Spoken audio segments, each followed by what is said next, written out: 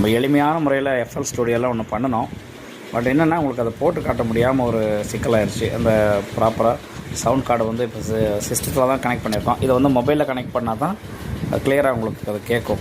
அப்போது so 2 out எடுக்க வேண்டியிருக்கு.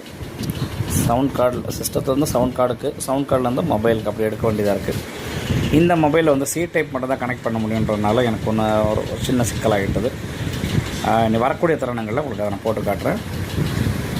சின்னதாக ஒரு லூப் செஞ்சுருக்கோம். இந்த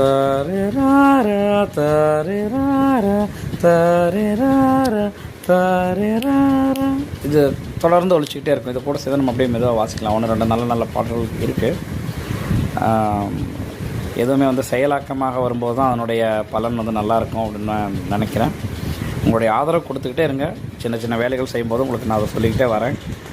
எப்படி இது உருவாகுது அப்படிங்கிறது நீங்களும் தெரிஞ்சுக்குங்க. நன்றி உறவுகளே.